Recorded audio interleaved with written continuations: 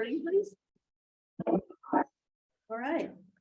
Welcome, everybody. We're here for a special joint meeting between the town and the village, and we have 2 items on the agenda.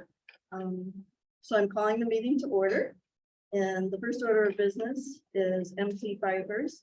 I'd like to introduce John McAdoo. He was contracted from the town and village to do a study for us. And before you get started, I'd like to thank Toby and Anna and John at the committee level for all the due diligence that you've been doing and working with John, and a lot of work. So we're finally at a fruition stage here. And thank you for coming and presenting to us. So, Great.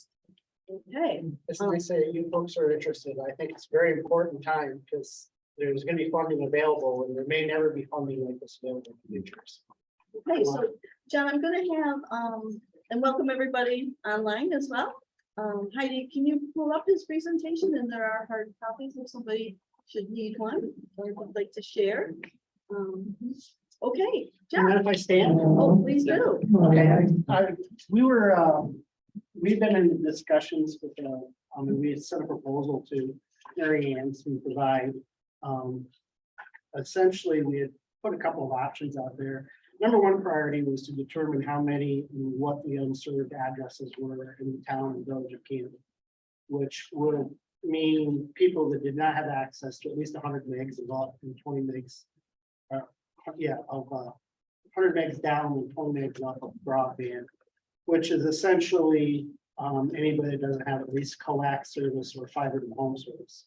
Essentially, people who are still stuck with copper DSL service. So we had also offered to provide the inventory of what service providers were in the town and village of Canton and which addresses were receiving or had the option to receive what kind of service. We call that what would be available at the curb or available at public right away. So Canton did select all the options. So we did provide a complete inventory of all of the service providers that were just for the residential. I got credit that it was only residential. We're not talking business customers here, because we know that there's a lot of service providers to provide businesses. Well, for just residential addresses was our only concern for the study. So we went to the New York State database and we downloaded all of the 911 addresses out of the New York State database. And we started doing field surveys and we identified, I'll just go through this really quick. The residential service provider inventory, we identified the unserved addresses. And we also discussed briefly providing a municipal network ownership overview, which is something that can be very, it's a really good possibility for Canton. Canton would be an ideal candidate. So, and I included this picture up here, this poll. And the reason why it's kind of special, it's kind of a special little thing right here, because this poll's got everything. It's a little poll words with follows. But if you look at the very top, you see a street light. And then you see the next one, that's a date, fiber optic cable, that's a transport cable. That is probably going to Corning, which is not far from Sioux Falls. The next one down is a coaxial cable with a fiber on it. That is what is the only thing on that pole is providing service in the village, is that coaxial cable. You'll see that there's a little black thing right there. That's a transport fiber that Spectrum has that's running through the village, but it's not providing fiber to the home service. The next one down is an old style, and with all this repeater stuff on it, is an old style copper system that probably also feeds Corning. And then the other two stuff were Corning Verizon copper cables that provide copper service in the village. So of all this stuff on this pole, the only one that's really providing service in the village is this coaxial cable, which is delivering coax service to Bob Porter's house. Anyways, if you want to go to the next one. We did provide this in a KMZ CAML format, and this is something that everybody's using now. I mean, all of the carriers that we know of that I work with, I have some other customers and other clients, and they are really, they use a Google Earth format background, and then it's just a way of putting layers on onto the Google Earth, foreground. So like, there's a lot of different GIS systems out there. I mean, there's all kinds of different ones. There's kinds that you can, take it out to the field with Trimble units, and you can get a long and lat for a spot and program it into the machine. And then you can download it and put it into a mapping system, or you can use the KMZ KML formats, and that is a desktop version where you actually insert on a desktop. Because in here I've taken advantage of my sister-in-law here. This is her address, but you can upload and insert into the KML anything out of an Excel spreadsheet. So anything you want to add to this address, the coordinates are provided by the New York State GIS database. So that's a freebie that the state. One nice thing the state does offer people, and I think that they deserve credit for that, is they offer that to businesses. Not a lot of people know it, but they do offer it. And you can put in here, you can put water, you can put whatever you want in, and it's all, it's all a free system. It's phone, tech, and field friendly. You can run it on the phone in the field. You can, you can take it like a simple app and get a longitude, latitude anywhere within sub-meter accuracy. A lot of the GIS systems that people are using, like the bigger companies, water departments, they're probably less than a foot accuracy, but your phones now are delivering less than a meter accuracy, which is plenty good enough for most of the issues out there. And you can, there's no licensing required for it. So this is what we provided. I don't know if anybody got, I know Anna was able to download it. And it's not absolutely, it's not super easy, but once you get to know it, it's not that bad to use. It works pretty good. And you can really navigate through it. And like I said, it's free. So we did a service provider inventory for the village, and I'm sorry to say it was really kind of easy, because there's only two service providers in the village, and that is Verizon and Time Warner Spectrum. Verizon, unfortunately, is not offering fiber to the home everywhere in the village of Canton. Spectrum is offering a coaxial service in the entire village. Everyone gets at least 100 megs and 20 megs of upload. That is not asynchronous. That's not what the federal government or the state government is considering fully served now. Fully served in asynchronous service that offers the same upload. So 100 megs up, 100 megs down is what you have to deliver to receive funding going forward in the state and the federal government on the USDA. But there were 2,103 addresses total in the village of Canton. They're all served by Verizon Copper. They're all served by coaxial. And there's no fiber to the home, and we actually confirmed that they don't have any equipment here. So it's the Verizon government contact and all of it, who's also a Canton graduate. It is. But there's multiple transport fibers. I mean, everybody's got fiber in Canton because it's a county seat. So you've got Dank fiber, you've got Spectrum fiber, you've got Verizon fiber, you've got Slick fiber. Everybody has a transport system here, but nobody is offering service to the home. Nobody has the passive optical network component. So, ready? You want to go to the next slide? So we also did a town service provider inventory. We identified 2,161 911 addresses in the town of Canton. Once again, they are all set. They are all provided service by Verizon. And actually a good number of them are also with Spectrum. There is some FiOS, and David was kidding with me that he thinks it costs him $25,000 a mile or 45,000 a mile or more to construct some of that, but there is 105 Verizon FiOS services in Winston Falls. And it kind of goes through the town, and it goes over and hits the Maple Ridge Road and heads over the Poyster. And that was a big funding that New York State let out a few years ago. It was going to be a reverse auction, and Verizon was it, which I'm absolutely thrilled because now I have FiOS. I was part of that delivery package. Within the town, there's 1,500, and this is all over and above the village of Canton. There's 1,567 Spectrum customers that have coaxial.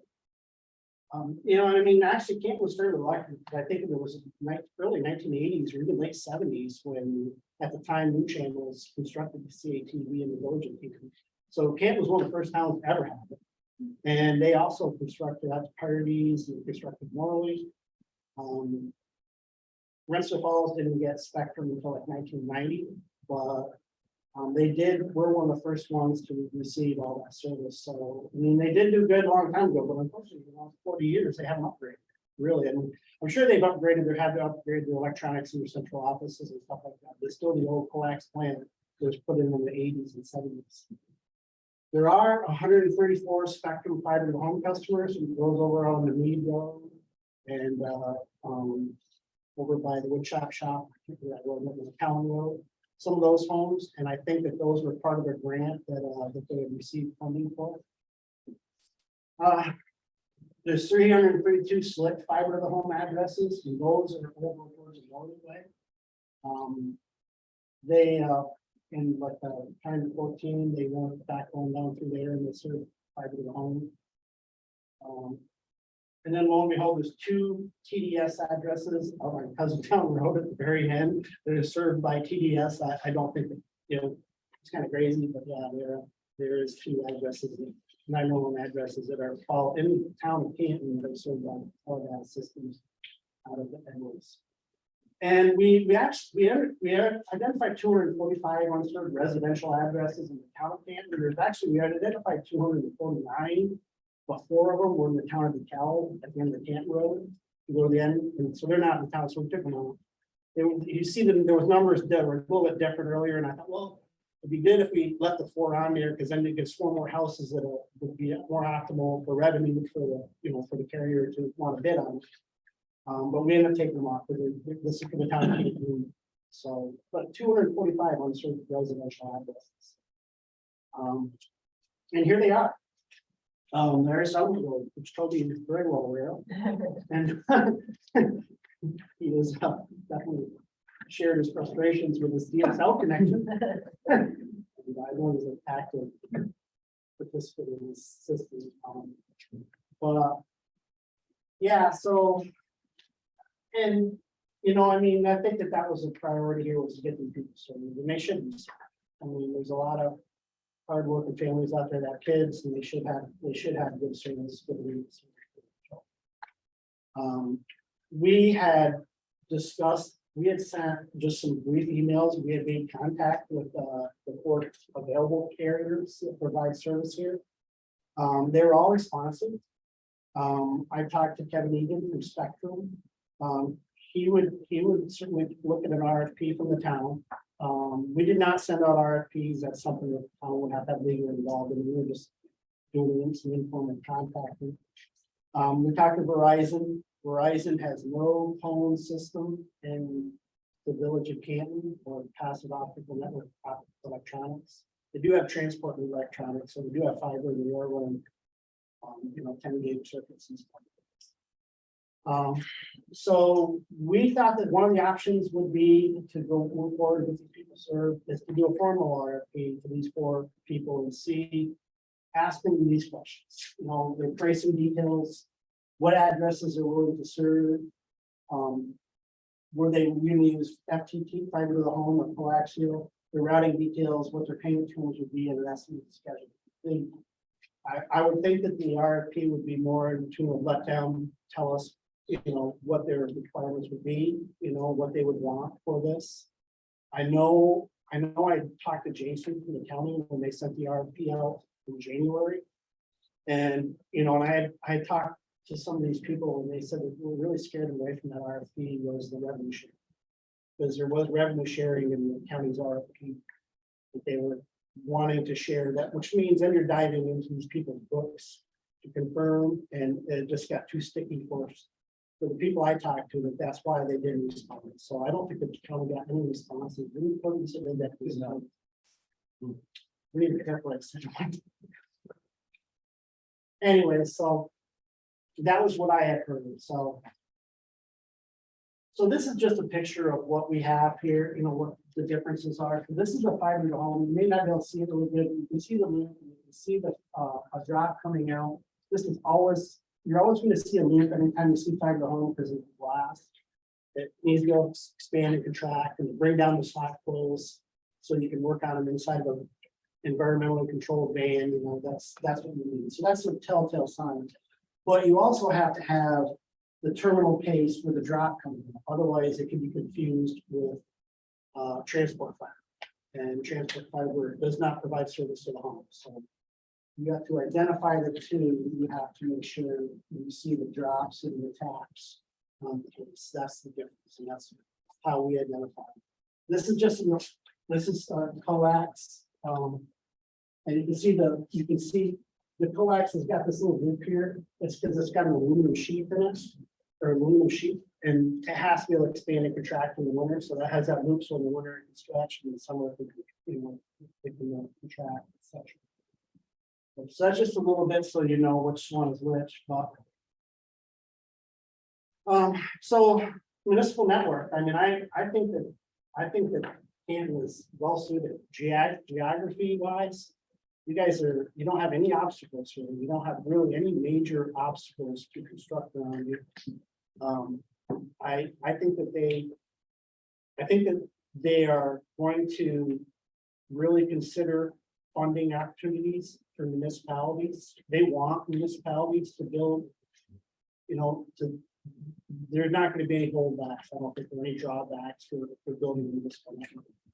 I think the first thing, if you want to go down that road, is the very first thing, and this is in my business, this is something that we always do, is a legal impact review before we do anything. So you would have to have a legal impact review. Just make sure an attorney looked at it, make sure the accountants looked at it. Make sure that there's nothing pitfalls, nothing down the road that would trip you up, it could create a major headache. So that would be the first thing if you were going to consider the municipal network. You can obtain the National Grid's license agreements for pole rental. And that's really all you need to get on the poles, and since you're a municipality, you don't require a franchise agreement. That's what, like Slick would have to do. When Slick, we built a Slick network in 2011, we got 650 miles. For Slick, this first major contract we built, the big network in 2011, 2012. That was almost 700 miles. 700 miles was $22 million. And they had to prove to National Grid that they had a right to occupy the public, that they had a right to be on the campus. It's not something just anybody can go out and dig a trench, government agency. So since you are a municipal agency, you can do a license agreement with National Grid, and you can go ahead and seek full licenses. It's not a hard process. It's a spreadsheet. You don't need engineering to get full licenses from National Grid. You just need the pole number and the grid, the pole number and the long and lat for it, and and put it in your application, and they will process it. The entire process with National Grid is first you sign the overall agreement, and then you decide which poles you want to attach to. You put them in a license, you put them in a spreadsheet, and you submit it to National Grid.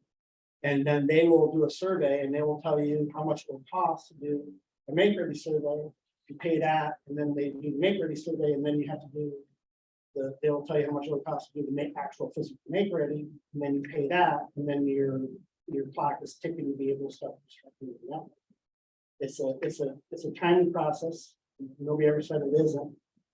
They said that, I know that in the Connect All strategies from the state, that they're going to try to streamline that process, and they're going to try to really make sure that they're not stonewalling. They're looking at it like it's a revenue deal, for National Grid, that they can just make more money off it.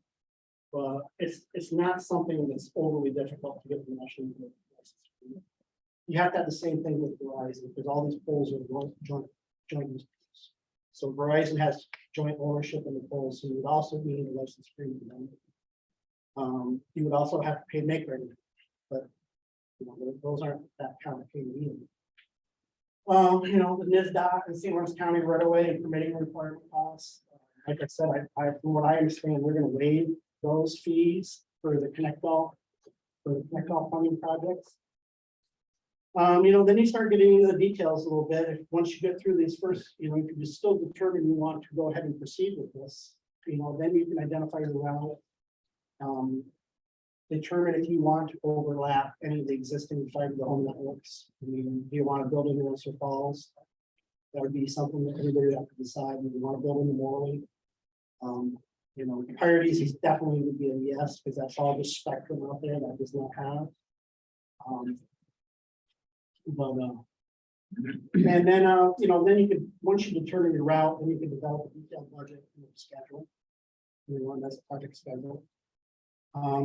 We had talked about with Anna and John and Toby, we talked about possibly, you know, doing a search and sending out, you know, like sending out mailers to residents and see if they'd be interested in something like this, see if they'd be interested in putting a vote or something like this. Or would they be interested in search? Because it would not be cable television service, it would only be in the, I don't think you're looking at doing, you know, channel subscribe service, you know, so. But yeah, I mean, I think that a municipal network here, and I think that, I don't know if you can go back one, I need for that. I don't know. Yeah, this is the unserved, but they're scattered all over the town. So I don't know if you could roll a municipal network into this. And I mean, I think that it's actually possible. You've got people way up here, down here. I mean, this is right, that's the Lion Road, so that's right at the edge of the town. And if you, in the name of connecting the unserved, if you got yourself a whole municipal network out of it, that would be pretty neat. I think that it would be worth investigating the costs of at least putting the plan together and, you know, putting a business plan and going through those steps as previously. Yes, if you go remote.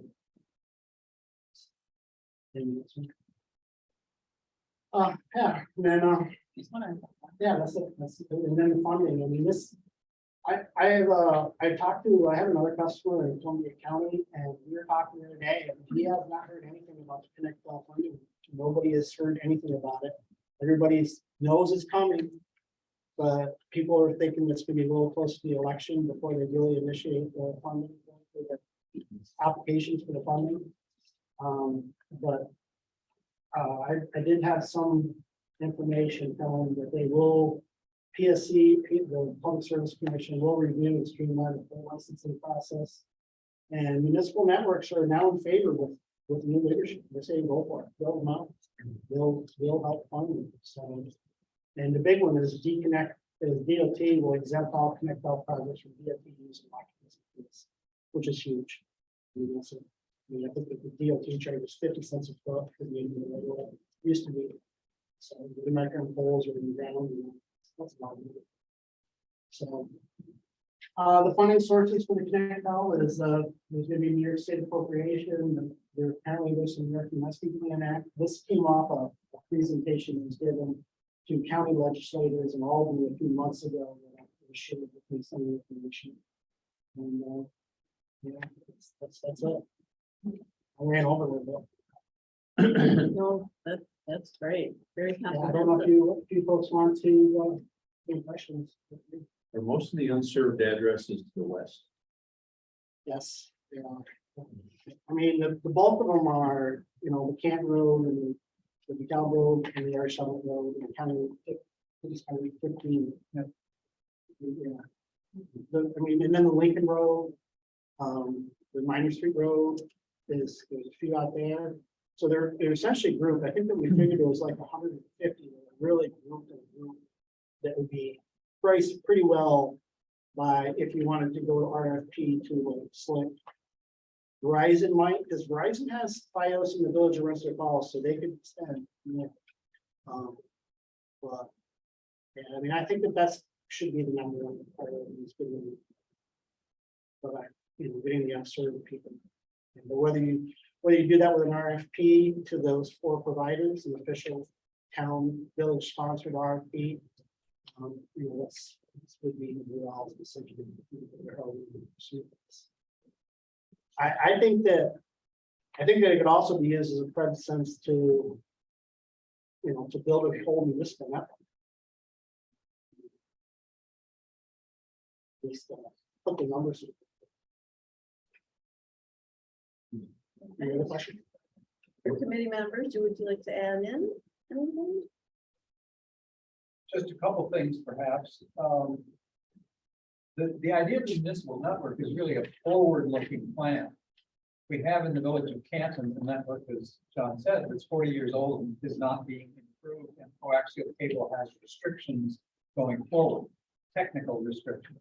So fiber becomes a necessity in the village at some point in the near future. So at some point, one could say dramatically that the village of Canton will become unserved because the coax will not carry the signal.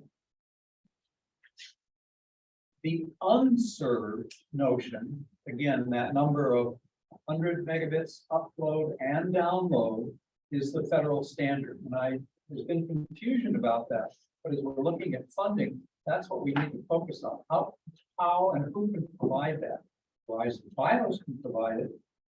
Slick can provide it. Spectrum cannot. So that's consideration, again, municipal framework. And I think getting to the unserved people is really critical when we look at how we want the town and village to grow economically, how we want to attract residents here, spectrum of uses from professionals, the universities, the doctors, the lawyers. Agriculture needs this service too.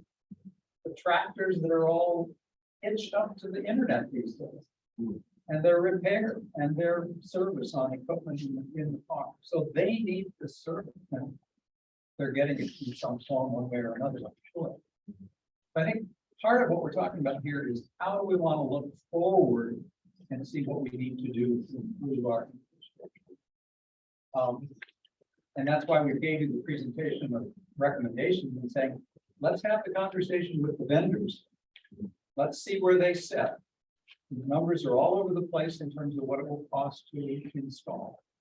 And tie ourselves to an infrastructure that says we have one cost factor and it will be expensive for you because there is zero competition. Municipal broadband offers the opportunity for competition, and therefore we should see some price changes. Have that conversation with the vendors.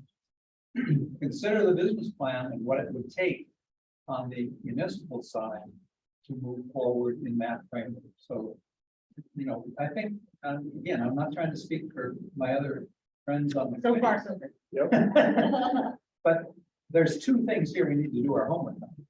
To have a more informed opinion before we move forward. The county, and I think I saw on the Zoom, there were a couple of friends from the county broadband committee. Because we did get some play at the meeting today about this presentation, where they are and so on.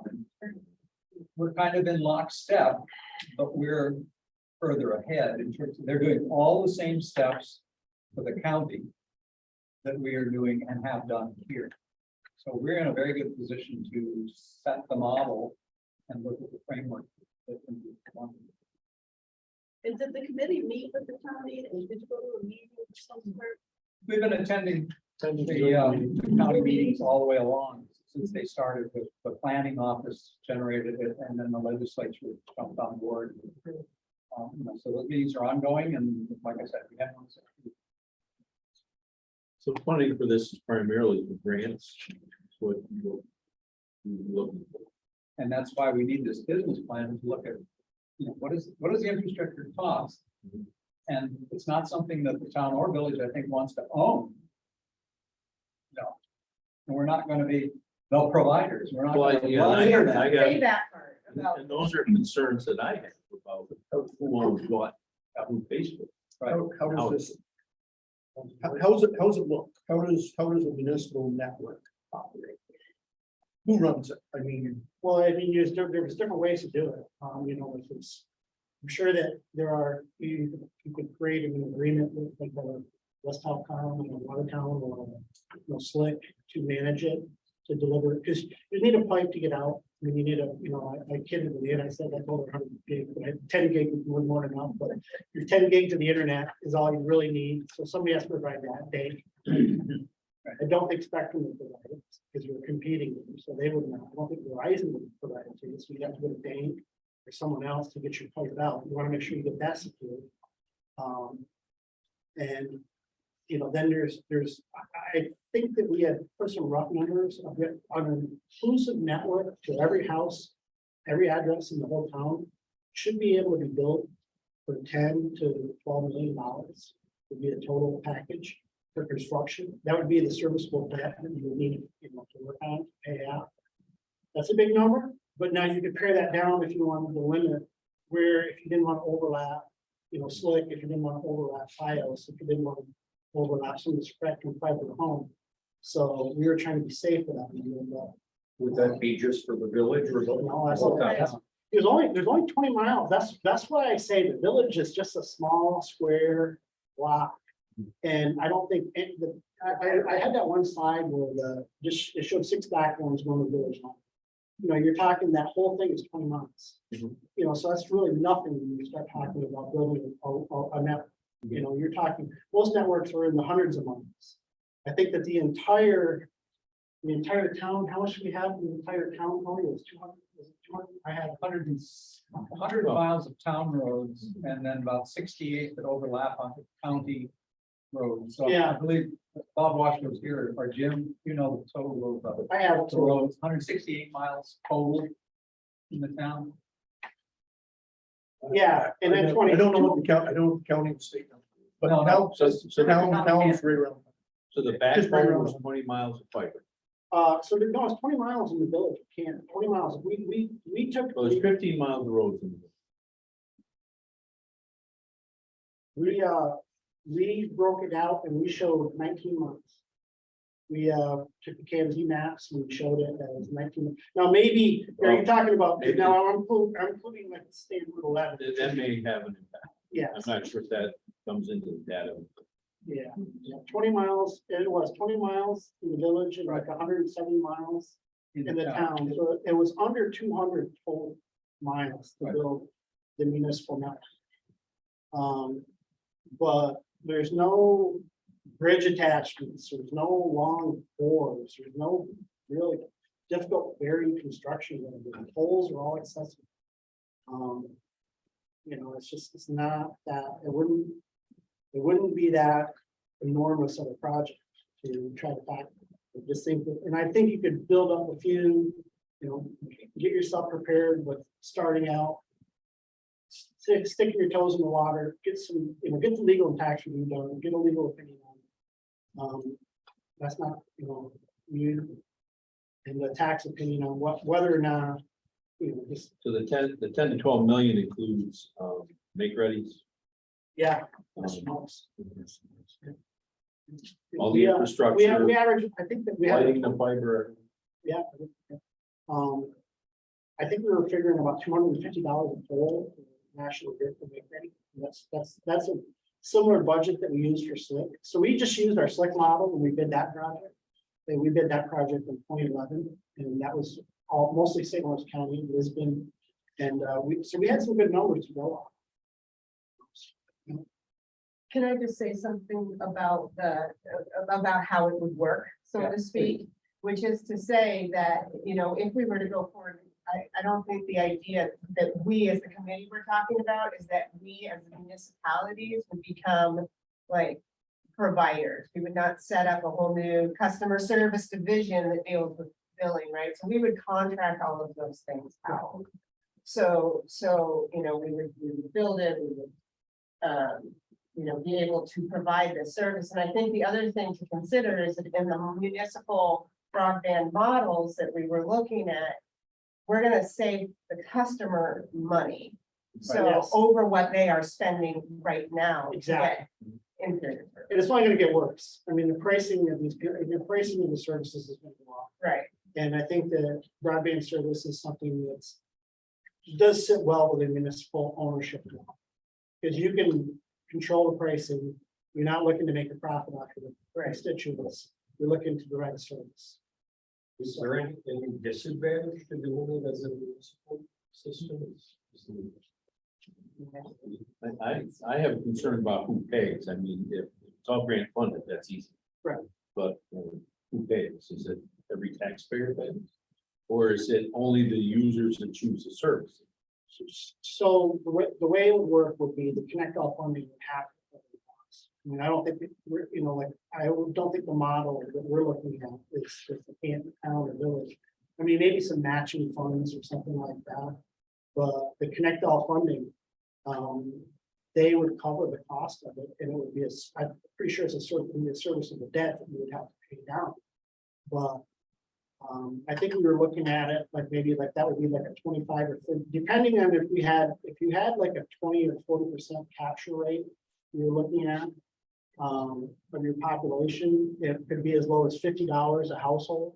And $25 that would service the debt, $25 would service your maintenance, your billing, and you could bid that out every 5 years if you wanted to, 10 years or something like that. But you would own the infrastructure. And that way the taxes, anybody else is gonna be liable for parking. Whereas So the village would own the actual. village and town, Yeah, yes, whatever, the municipality, yes. CBD, I mean, is it just the town, is it just the village, is it Right. both of them, is it Rensselaer Falls? We'd have to These figure are out. all. Those are all Yeah, questions. how that would work. Well, and, does that limit come into that or not? Right. Because that's an issue that has to be addressed. Right, absolutely, that's why you want, Water and sewer infrastructure doesn't affect our debt. But other things do, so where does this land, is one of my questions. Until we see a business plan, that's a question that has to be answered in that context. Don't have an answer for it. And this is just residential, not. that's correct, it is only We for don't residential know. service. Yeah, I mean, it would be really nice, it would really nice if you could secure an anchor customer. Like a few anchor customers, like, pretty sure that like Slick has the hospitals, Slick has a county. I don't know who has St. Lawrence, I don't know who has Seward Canton, but. I mean, like, if you could land some of that, that'd be a steady revenue base. For your system. But there would be risk. I mean, you're building a network, and you build it and hope they will come, hope they will sign up. And that's why we had talked about doing a survey and, sending out mailers. We get 1,000 mailers, which I don't know, decide on what percentage of the population we would want to. Because there's gonna be a lot of people that, well, if I can't get hockey night in Canada, then I'm not gonna sign up. There's people that don't even have it, that don't want. It. There's still, some people use. Redial phone. I mean, So, so the take rate is what's gonna be important, number one. They want just the internet service. There's more and more people going that. But there's still a lot of people that like it. Well, with telephone service, TV service. I know people who, who Fios is now by their house and they're still using DSL. It's only $48 a month. And they didn't sign up for Fios. What I'm interested in terms of the village, right off the bat, is that there's competition. Like what I would. Yeah. For me, that's the advantage of it. I've talked to the people at Slick, and right now they're only servicing businesses and they don't have the bandwidth right now. New upgrades to do our community to build out any further. They're updating, their equipment, but when that's going to be complete, who knows? Yeah. I know that they certainly wouldn't want you. I know that they're certainly counting on drawing revenue out of Canton at some point when they have money to upgrade their systems. When that is, I'm not sure. But they have a large presence of fiber in Canton, they could deliver. They just don't have the electronics. I'm sorry, they don't have one. The electronics. They don't have the bandwidth. So, John, you said you had spoken to Kevin Hagan. I've spoken to Kevin, Kevin from Spectrum, and he said that he was, if we send out an RFP, and we should send one to him. And I did send to the committee who contacted me, threw out a number. There was a little, Alice Kim. She said a little over 2 million. So, but That's all she said, so, I'll just throw that out there. To build the unserved. Yeah. Yeah, they did it, We they would did need more another, information to know what that was. they did another project, yeah. Tax free, they said, I mean, sales, marketing. Yeah. Yeah. What was interesting was that they wanted to be a player, you know? Yes. Because they didn't specify, or that memo didn't specify who, what, when, and where. Well, like Slick, they'd be terrified for you to build. I mean, this is, do you know how much money they're making out of the village of Canton right now? I mean, we obviously do, because They have a- they have every address in the whole village, and Canton's a fairly wealthy town, so I'm sure that they're full subscriptions, most people. And so, and they built this plant in 1980, it's paid for itself when the time was.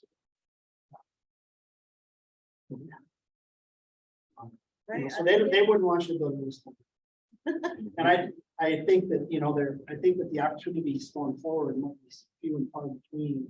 I think that with the Connect All stuff, when it comes along, I think that this might be an opportunity that you really want to take part in. See if you want.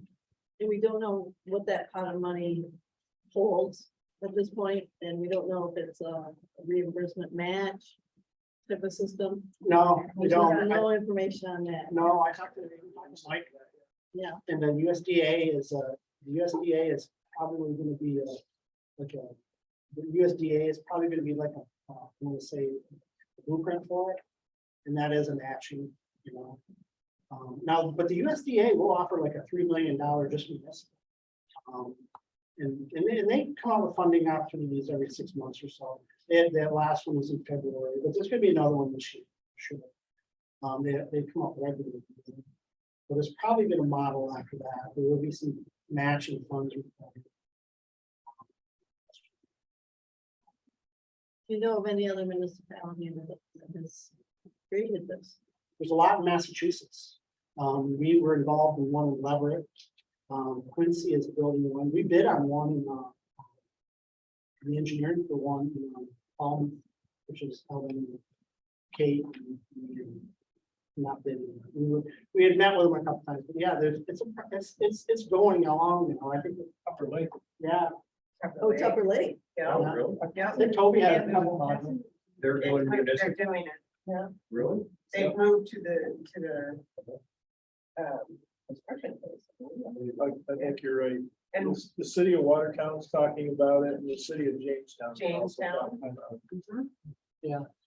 Yeah, there was There's not a lot in New York yet. yeah. For whatever reason. Some down in the southern part of this county that are rumblings, Pitcairn area. Yeah, no, I mean, Pitcairn's got a lot of unserved people. Yeah. So. But a lot more mileage. Canton is just it's a geographic square. I mean, it's just a really, it's just I mean, and when I mean that, it's not, Yeah. goodbye. you know, it's. Yeah. All right. All right. So Any you know, other if I- questions or comments? So what's the next step? Well, as a business person, I want more information and I don't put everything into the business plan, but I want to see the opportunities described in as full a way as possible. So that's what I've advocated from the beginning, is more information as soon as we can with the help of people who know how to do it. I mean, I can do a computer thing, I can do a farm, but I can't do all of the parts of the business plan that involve municipality and all. So how do we do that? More information from, I think your first thing is a legal impact. I think your attorney needs to, you know, what are the pitfalls? I mean, is there any? pitfalls? And your, you know, your, whoever does your accounting, your chief financial officer, whatever that is. Give you a written study on what. the pitfalls are. I think the legal and the tax review That would be the first. jumped into the law. Well, I'm also wondering if our legal people are up to the task and it should be somebody that specializes. There are specialized firms. I don't know, you've gone in that direction for solar. Yeah, I think that's a great. I don't know if suggestion. that's something that Yeah, should be considered. Yeah, I think that that's. maybe Jerry or you know. I don't They would know. know, they would know who does it. Yeah, And Our attorney is involved with Messina Electric, so I think, Messina, Eric has already represents a community that has an electric utility, so I think Eric's pretty well versed in that sort of project. And, once you get by that, then I think the next thing is to, you can go down two avenues. You can go down two avenues at the same time. You can do an RFP for the forest providers for just the 245 unserved numbers from Fios, Verizon, Slick, and Spectrum to service these 245 people, find out. And then on the other side, pick up the national grid agreements. That's, you can call, get that agreement, give it to the legal team, start reviewing the Verizon agreement. These things sound complicated, but really not. And then if you still want to proceed, then put together your engineering plans. So where do you want to build? What streets, what roads, where do you want to go with it? Do you want to go into more? Do you want to go into Webster Falls? You just want to hit the unserved right now?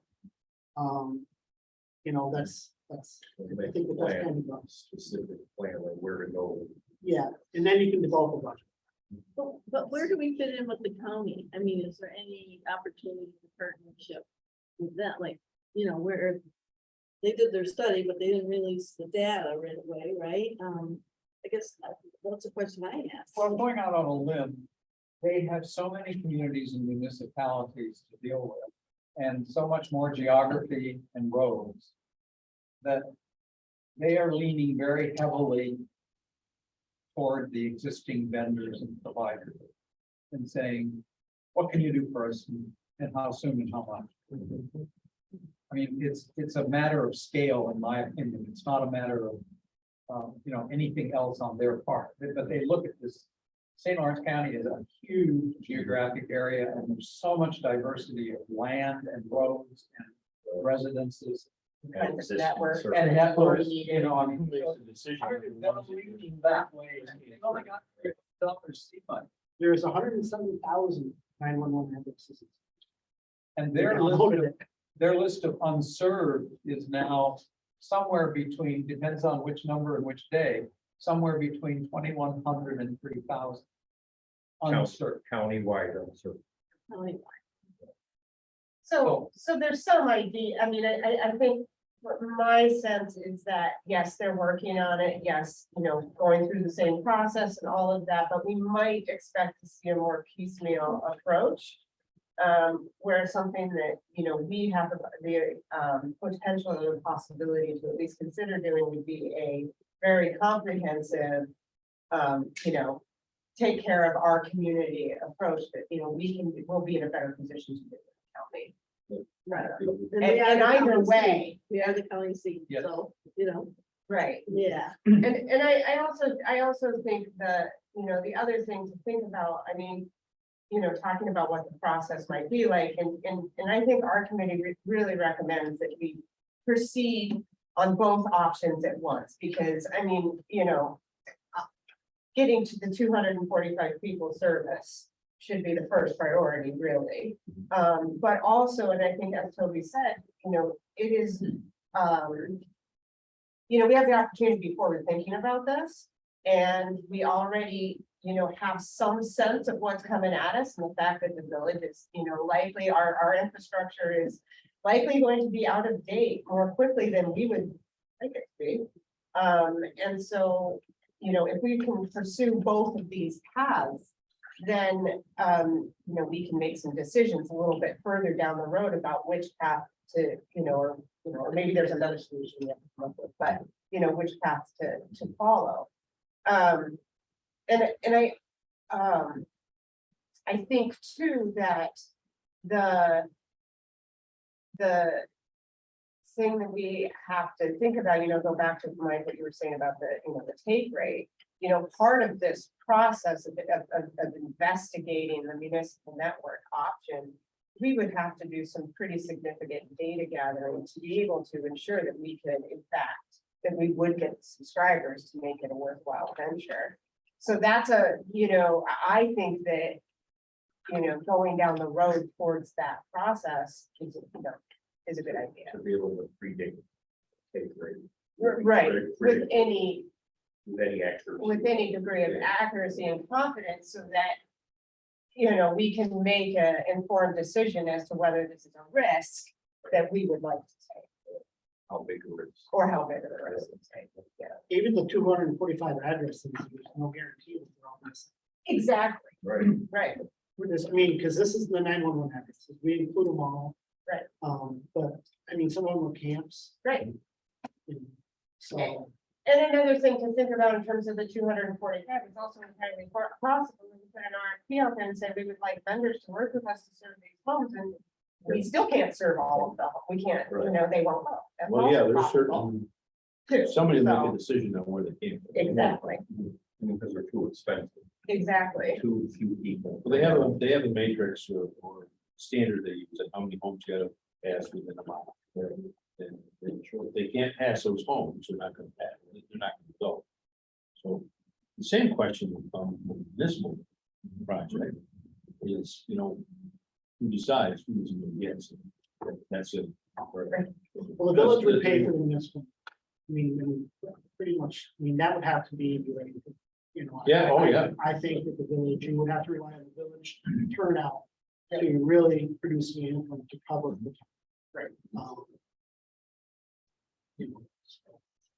Because there is license fee, you're not gonna be waived on a lot of full license fees, that would be a recurring cost every year. I think that, 10, 15 bucks a poll, something like that they charge every year. So, whatever that is now. I think I figured it out myself. There's a lot involved. What's that, Jim?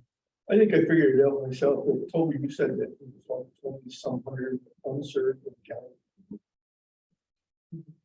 Depending on which way we're going, yeah. So then I got to thinking, you're counting 32 towns. And we're a square acre middle, but we got 10% of the unserved, but actually we probably got about 10% of the population. So, Right. um,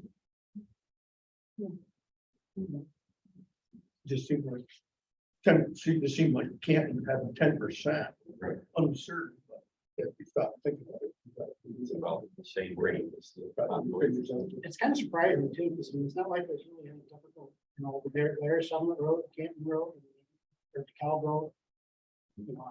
Lincoln Road, there's good pole lines there, there should be no reason why somebody hasn't constructed this. You've got customers that are there, it's not like it's. It's- So in the municipal network system, if you're talking about covering the whole town with fiber to service everybody. So I live on a dead end road. It's a mile long.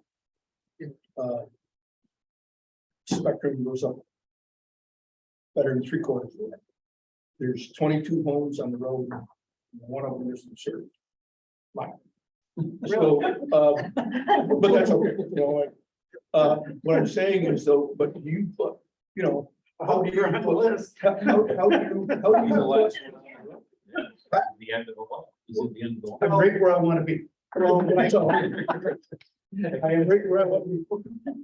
So if you put fiber up there in a municipal network, and so, yeah, I'm more likely gonna sign on. And so you just hope that you pick up 10 of the ones that are already. What the process would be is you're within the public. So unless you're on a private road, if that's a public right of way road, if it gets plowed, if it gets serviced by the town or the county, then it's gonna get funded for construction. That's how they don't fund private roads typically. You can't include that in the rural polygon impacts that you provide in the contributions. So they're working on trying to get a little bit more money for that, because there's another county we're looking at, we found out that all the unserved have like 1,500, 2,000 foot driveways. So. Now, that was gonna be a question that I had on, what's the distance to go from, 300 feet is what the. that's is usually what- the standard. for- Yes, that is a standard. That's usually the distance you can carry with one service pole to the house. So you're setting more poles if you're gonna go more than that. So, yeah, that's usually what we use for an average student. Pick up the users. Anything more than that is gonna probably likely require some investment. involved. Think of Barry. Well, and that's another problem, is Barry is more expensive than the area. But I mean, they got those little sneakers that come in 6 inches. deep. But Okay, it's no, if you say the customer is gonna pay, may not be a good comparison, but I know, St. Lawrence Gas. Here I am on dead end road, St. Lawrence Gas, talk to the homeowners on that road. Said if we get 10 people sign up, we'll put it in, you gotta pay for it. It's $46,000, put the line in up there. We each had to go $4,600, 10 of us. Well worth it. for all Yeah, of us. small prices, Well worth it. if you're buying fuel. Yeah, it was, yeah, and a very good investment. Yeah. And others have signed on since. And so the ones that were on originally get a refund for, it's all prorated, but still, I mean, if you're going to do that and you're gonna get a substantial decrease in a cost, then it makes sense to, and if you got it, Well, the municipal network will be a little different because you're gonna get secret funding from the Connect All program or from the Understood. USDA, whichever way it I goes. said, so, So they're not looking for anybody to invest any money in it. They're gonna say, here's your block of money. You said it was gonna cost this much and you've already put your footprint out there. And if your road is in that footprint, it's gonna get. So, and so there is certainly more of an incentive Yeah. to jump on To jump something like on, this subscribe. than jumping Yeah. on something where you got right off the bat. Yes. So it would be cheaper for residents because it would be covered by Connect All. Yeah. It wouldn't be costing the residents thousands of dollars. And it will be cheaper, I mean, that's what the models will tell us, but the idea is that it would also likely be cheaper Period, overall. to receive the service. So that would be an incentive, again, for folks who are not attached to their TV channels in the same way. Which the data shows people are headed that way. I could.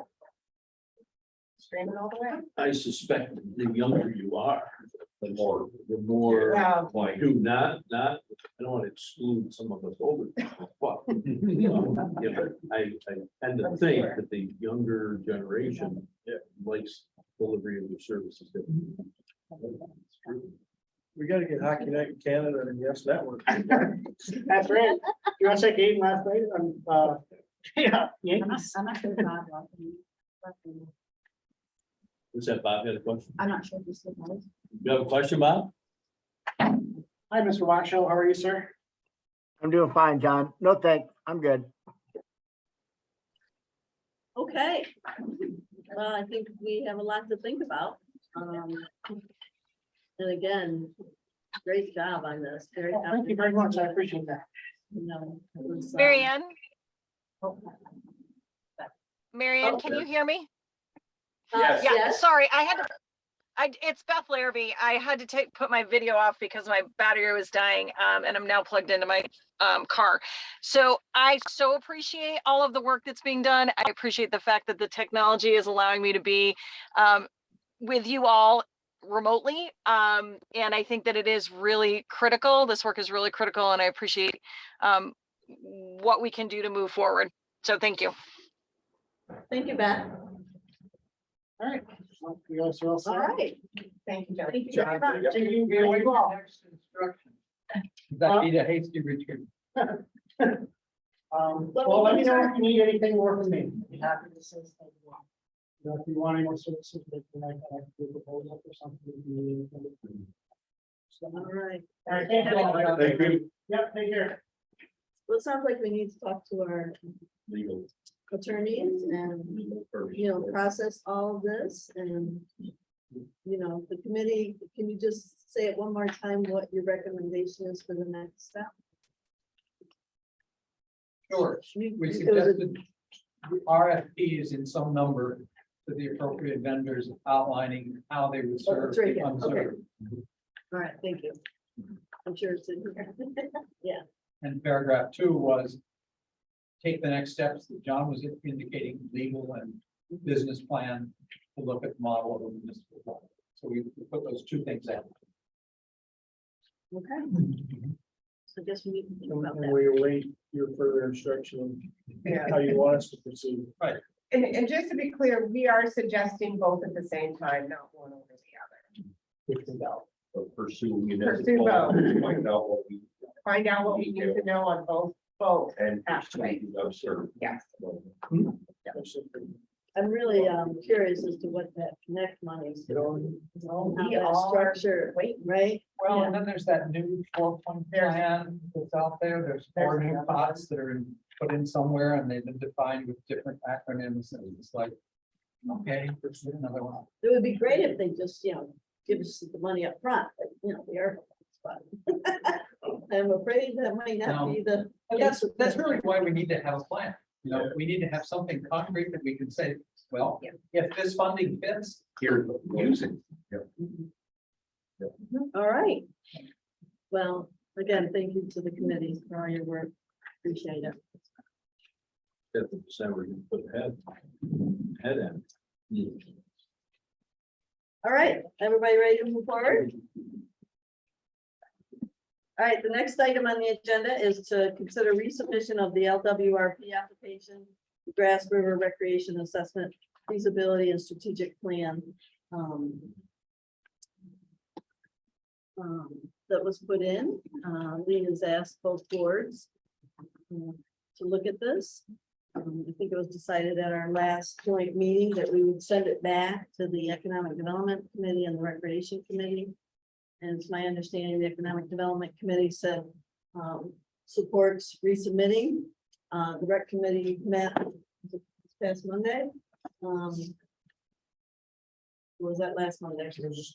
Yeah. Monday. And we had questions about the application, and we left it that we don't recommend it at this time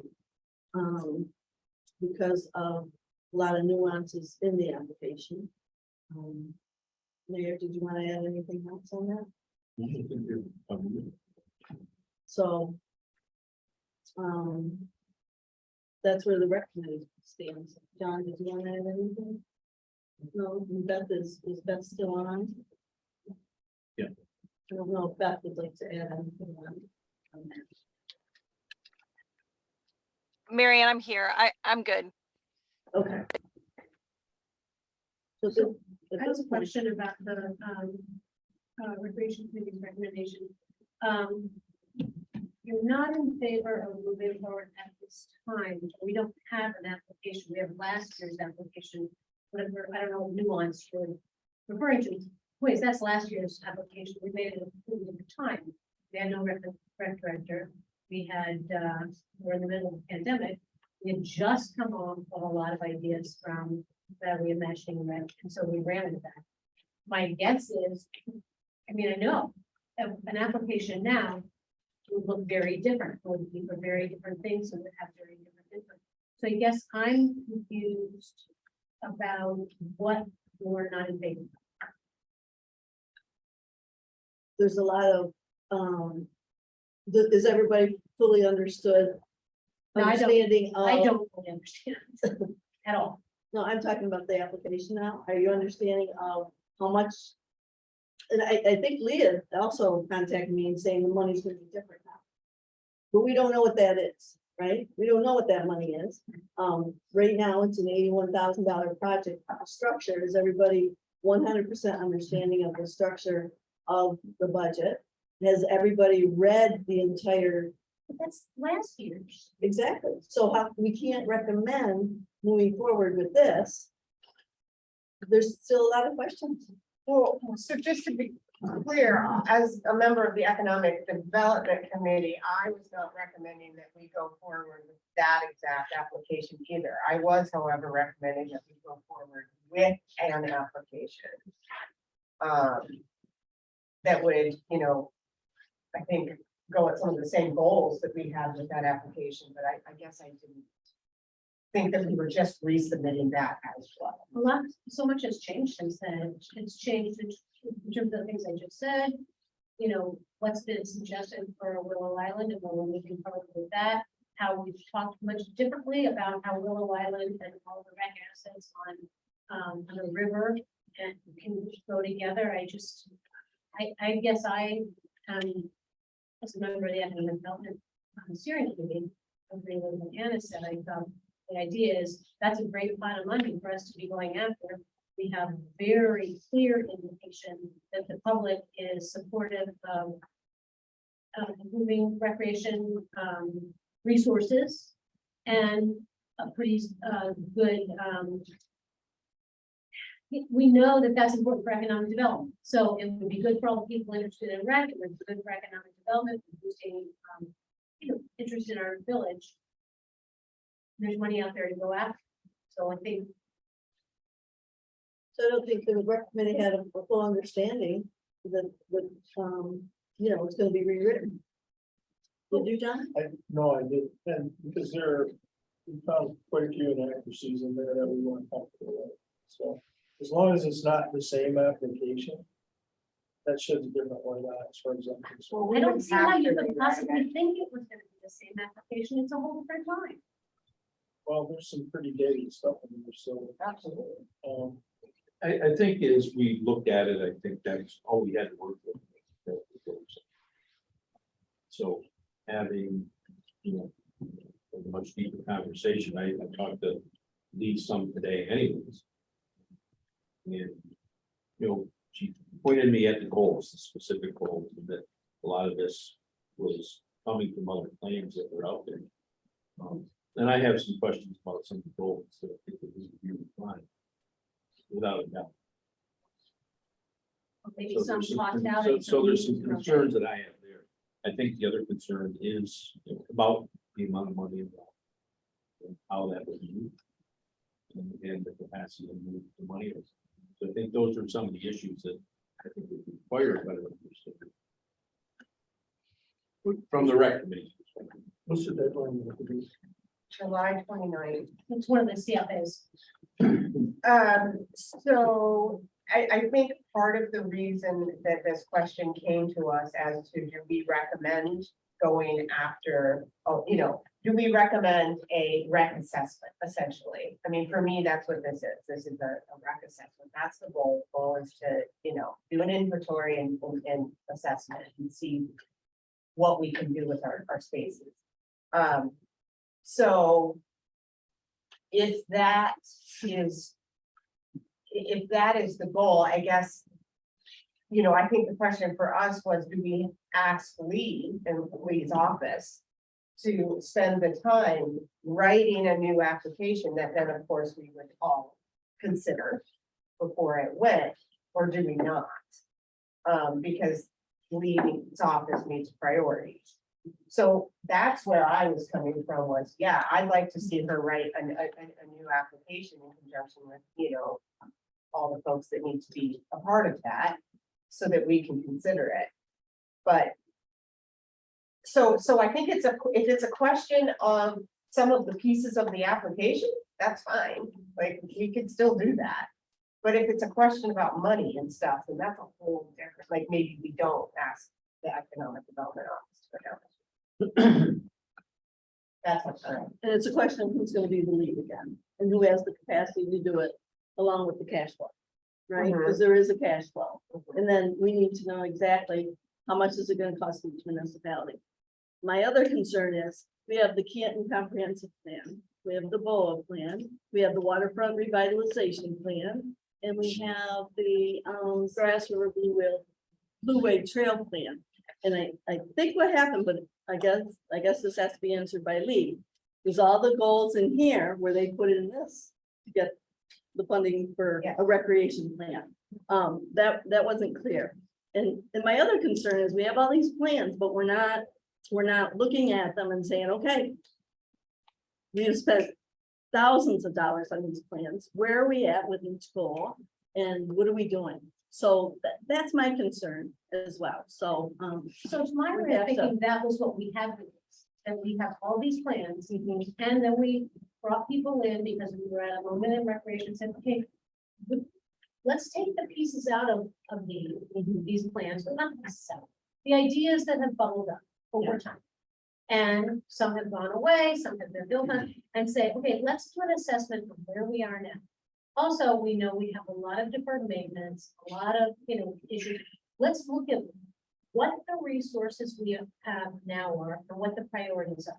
Because we know we need a lot of money into it, but is that the best choice? Is that the best place for us to be? So I think all those plans, it's building on it. And then, so to me, this is doing precisely what we want to, doing an assessment, doing an inventory, taking the rec related pieces from those, the input that we've gotten in the last period of time, and say, okay, what then is the next step? Then how do we plan and how do we? So I don't think it's quite fair to just point to all those plans and say, like, they're just there. We're using them. We're working with them all the time. Well, and has everybody known that, you know what I mean? Like, I think it's a communication thing as well. We also have the Canton Community Action Plan that needs to be updated, that's been on the table for quite some time, that hasn't been done yet, so I just, that's just, No, that's I true, think but what that I- has largely been updated. A lot of it Yeah. is because of the comprehensive plan. It's not language. so. And- I don't know, what does everybody want to do? I'll just say for my part, as a former member of the rec committee, as one of the conveners of the reimagining rec, and as a member of the economic development steering committee, and as a longtime member of this board, I think that not moving forward with recreation plans would be a disservice to our community. I think it would be, I use this term often, but I mean, I think it would be short-sighted and just kicking a can that we have a kid, you can't, kicking it again and possibly kicking it out of sight. Because people are gonna get impatient and say, we got so much enthusiasm, we got so much interest, we got so much community input, we have all these ideas. And then, And so I am in respect that. favor of moving forward. So does the village have the cash flow, the $81,000 for the project? To do this? So we put in, and if approved, does the village have the cash flow? So, This would be, what you're saying is, you want to make this village. I'm not saying that, I'm just saying, I think both boards need to look at who would be the lead on this. Well- We agreed last time that the town would. We're at capacity. And this would be another thing, that we would have to deal with, so, how, like the BOA grant, there's a different structure with that, the village spends the money, right? And then, but my name's on that grant, and then Lee puts in for reimbursement, I get the reimbursement, and then I cut a check to the village, so, what would be the structure, that's not clear. I think we need to agree on what the structure would be. I have no problem, having Lee, come back to the committee. I don't know, I'm throwing it out there. When's this due? The end of July? Yeah, July I 20. guess I don't see it as leading back to the committee. I see it as the rec committee coming up with what they have in mind for the future of the program. The economic development steering committee coming up, or economic development for the steering. And saying, how do the plans of the rec committee interact and interface and contribute to what we want to do in terms of economic development? And then we need to work together and say, does the town, does the town want to play? Does the village have the money? And come up with a proposal. Then we get Lee. It's not Lee's job to write this and to tell us this. It's our job to pull pieces together and then help or someone manage how to pull this together. I do think that if Lee could spend a little bit of time with the rec committee, then she could help. Maybe the ED committee, the Focus. thing is, we've got ED people on the rec committee, but maybe it's get the ED committee and the rec committee talking. Well, we can't. we need Yeah, to, yeah. look at this in maybe a different light.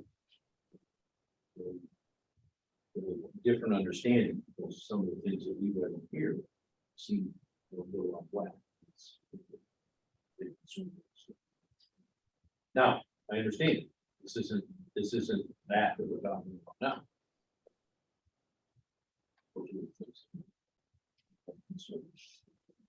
And I think, the idea for having the town be the lead is to, in fact, cover everyone. I mean, my understanding is that the village is the lead, that the assessment is only, you know, any funding would only fund recreation that happens within the village, and that was not the point. The point was the comprehensive. But with the BOA grant, So- it is just the village. of Waverly. Um, So, Bob is. oh, Bob has to come in, okay. Bob? Yeah, thanks. It sounds to me like the village is pretty committed to the idea, and given that it's a village department, why not move forward, be the lead, and write up an MOU about how we could be involved with it and support it and present it to us? Because I don't think the funding, I mean, if Lee could chime in here, I think the reason is because the funding would only fund planning, you know, the work inside the village. We wouldn't be able to get funding that would also, for example, Taylor Park and. Gee, why not?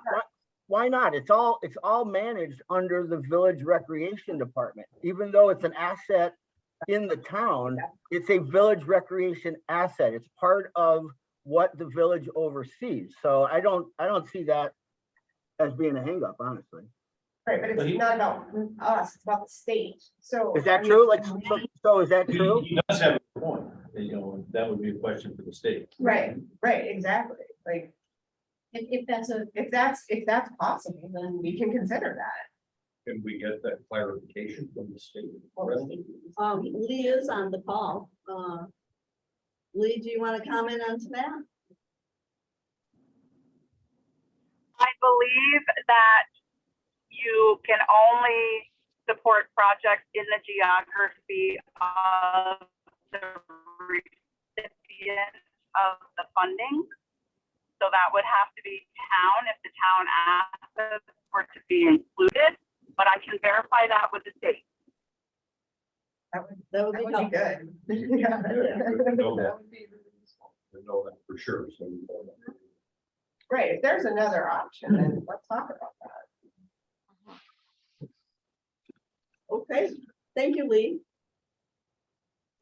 So it sounds like Lee needs to do a little homework for us, and our next board meeting is June 8th. So we can certainly put that on the agenda as a continuing discussion. Oh, Bob, you got anything? Yeah, I'd just like to remind everybody, I mean, if, with regard to Taylor Park, I believe we spent $5,000 or $10,000 specifically as part of the comprehensive plan to look at Taylor Park. So it would seem to me Taylor Park's already been studied. We've already spent that money. So let's just reduce it to the rest of the village assets that haven't been studied yet. I don't see, you know, we've already spent money on Taylor Park. Are we gonna spend money on it again to learn what? well, I think my answer to that would be when we're giving a more comprehensive.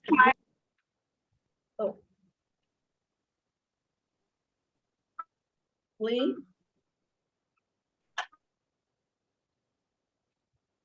They can't hear you, Lee. I respond? Yes, I might be in a bad area, but one of the things that's proposed in this application, you can't hear me? Again, We can now.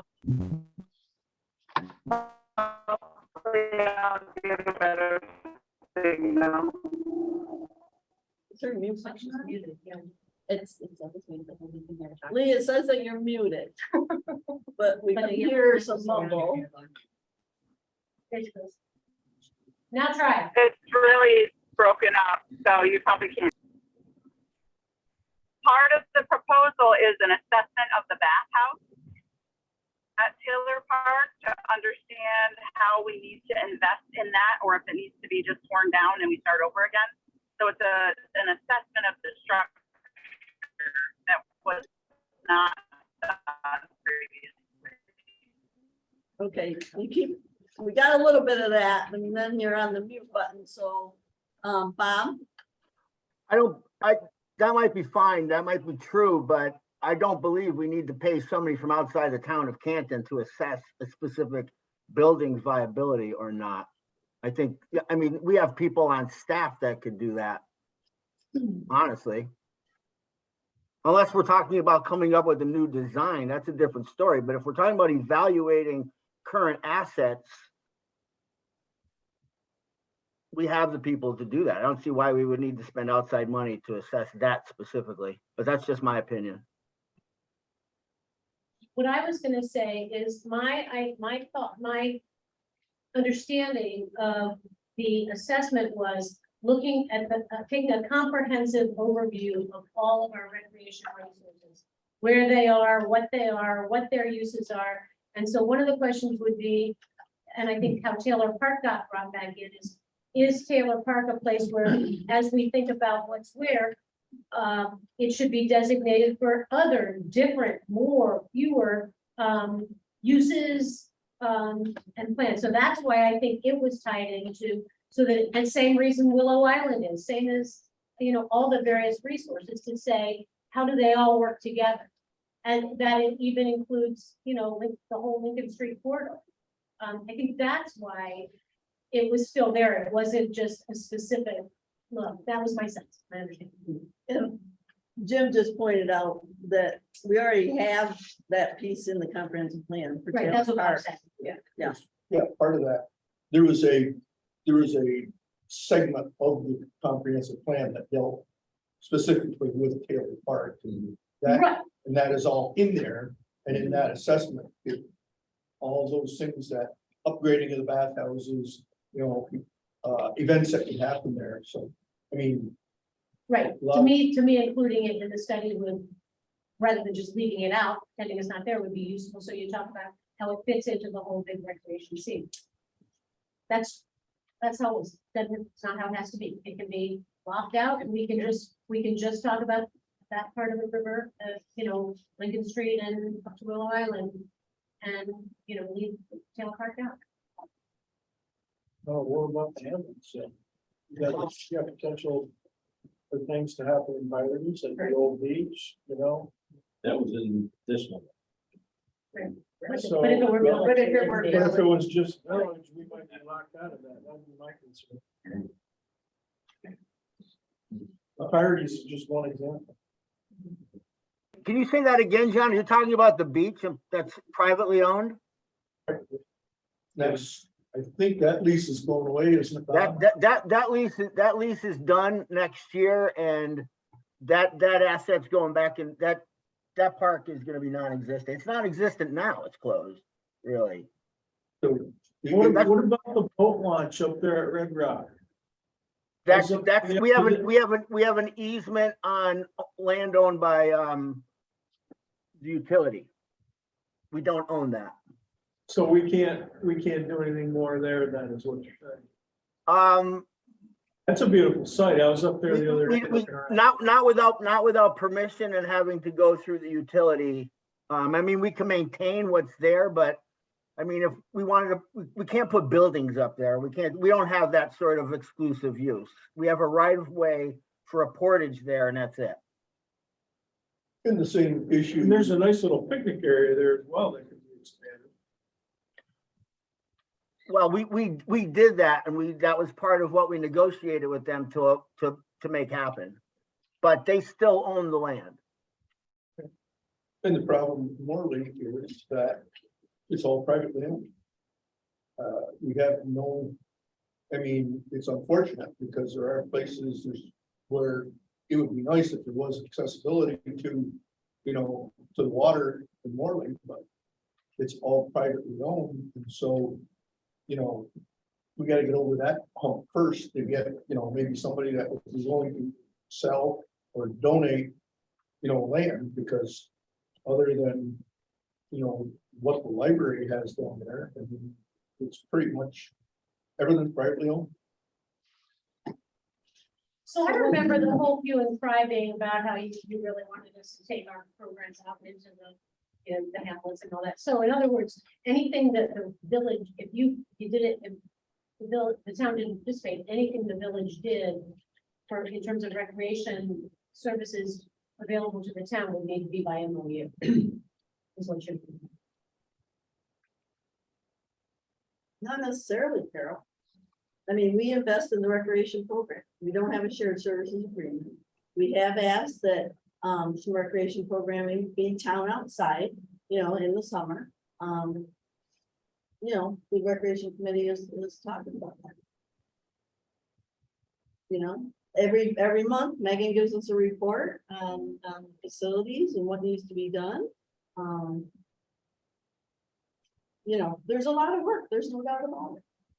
There's no doubt about it. I just don't know that we need to pay someone to do a plan when we already know.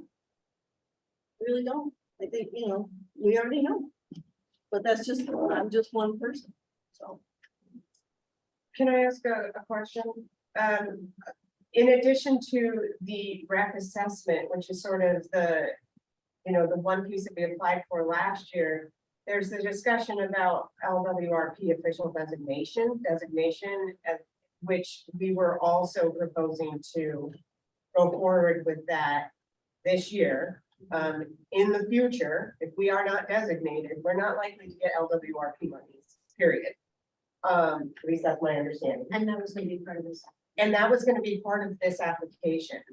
And we were anticipating a much better chance of being funded with that, the designation piece.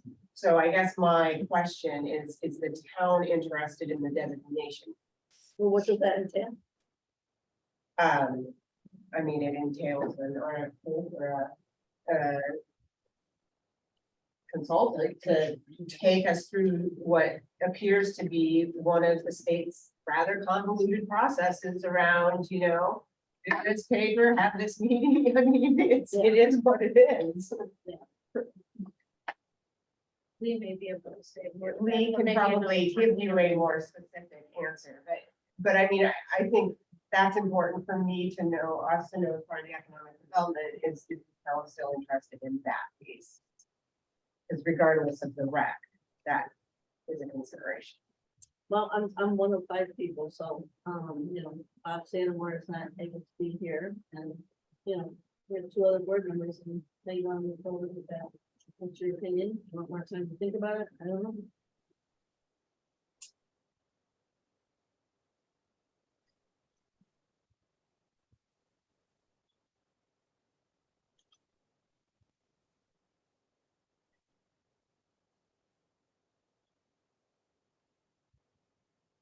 Guess maybe getting something in writing from Lee, what that whole process is, would be helpful.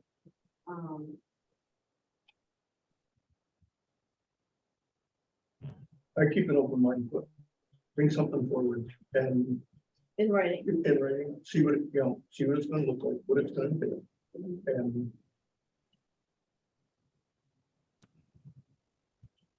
Okay, John? You're talking about the Lee, you're cutting in and out. We can't understand what you're saying.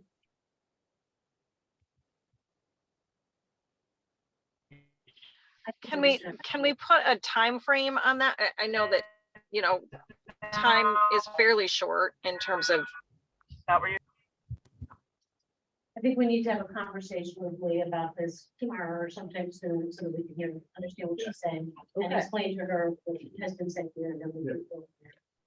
Okay. I can also type up my notes from our presentation from the Department of State about what it entails. That would be, yeah, the designation piece, I think could be really important. So thank you, Anna. all right. So it sounds like we're looking for more information there. Anything else? No. Okay, then we'll go from there. All right, the town needs to go into executive session, so I don't know, for the good of the order, do you want to adjourn your board? And then we'll, vote to go into executive session? so Okay, so the town board will be going, I make a motion to go into executive session, for, collective negotiations and, acquisition and use of the property. Is there a second? All in favor? Aye. Why are you voting on aye? Okay, now you want to, I need a motion. So, second. favor? Aye. Opposed? Okay. Thank you, everybody. Have a good one. Yeah. See you, Toby and Tom. Yep. See, Carol, Thank you. don't go running off.